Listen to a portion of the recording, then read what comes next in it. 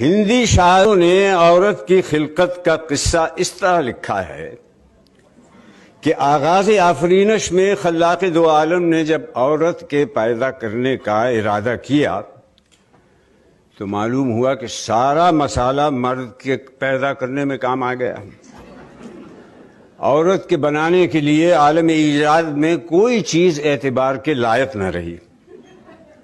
بڑے غور و تأمل کے بعد یہ تدبیر کار پردازان ازل کے ذہن میں آئی کہ چہرے کی شکل تو چاند سے لی جائے اور خم ابرو ہلال سے، غنچہ ناشگفتہ سے دہن اور برگ گل سے ہونٹ، نرگس شہلا سے آنکھ، سرف سے قد، نسرین سے بدن اور کبک سے رفتار لے لی جائے۔ شب تار سے بالوں کی سیاہی اور درازی شب ہجراں سے بالوں کی درازی لے لی جائے۔ یاقوت سے ہونٹوں کی سرخی، پتھر سے سنگ دلی اور طوطے کی آنکھ سے بے مروتی مانگ لیں۔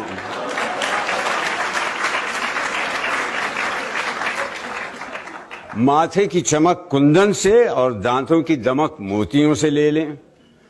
قلقل مینا سے آواز کی کھنک اور شمع سوزاں سے آنسوؤں کی لڑی ضرورت کے وقت عاریتاً لے لو۔ گردش روزگار سے مزاج کا تلون لے لیا جائے۔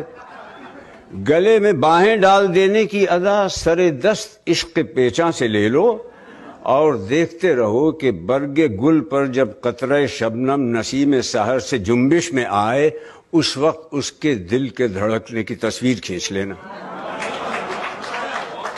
خوئے جفا چرخ ستمگار سے اور کبھی بھولے بھٹکے کی رسم وفا چکوے چکوی سے مانگ لو۔ کمر کی ضرورت نہیں کہ دہنے یار کی طرح نظر نہیں آتی۔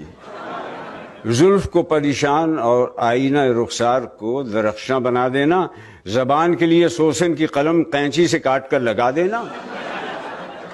لڑکپن کی اٹکھیلیاں بلی کے ان بچوں سے جو پنجوں میں ناخن چھپانا نکالنا سیکھ گئے ہوں لے لینا، اور خود اپنے بچوں کی حفاظت میں جان پر کھیلنے کے تیور شیرنی سے لے لو۔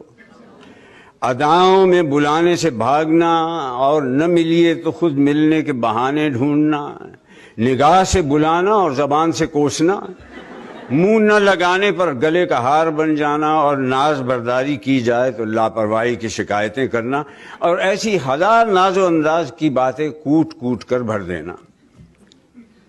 غرض ایسے ہی اجتماع ضدین سے عالم ایجاد کے نسخہ نویسوں نے یہ معجون مرکب یعنی عورت کو بنا کر مرد کے حوالے کر دیا۔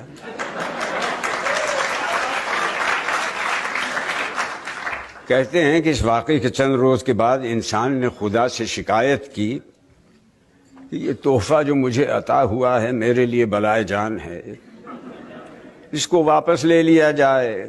اس نے میری زندگی اجیرن کر دی، اس کی زبان خدنگ نظر سے زیادہ تیز ہے، یہ بلا کی طرح پیچھے پڑی رہتی ہے، مجھے کسی طرف نگاہ اٹھا کر دیکھنے نہیں دیتی، اس کے مارے مجھ سے کوئی کام نہیں ہوتا، بے سبب خفا رہتی ہے، اس سے پیچھا چھڑانا مشکل ہو گیا، میری اس کی نہیں بنتی۔ حکم ہوا کہ اگر تمہاری اس کی نہیں بنتی تو تم اسے یہاں چھوڑ جاؤ۔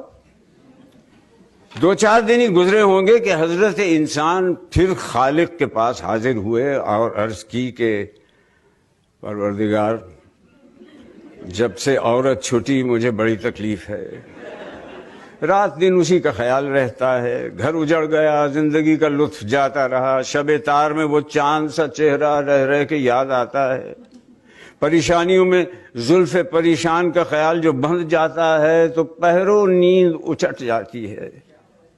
ارشاد ہوا کہ عورت کو تم ہی خود چھوڑ گئے تھے نا، تمہارا جی چاہے پھر لے جاؤ۔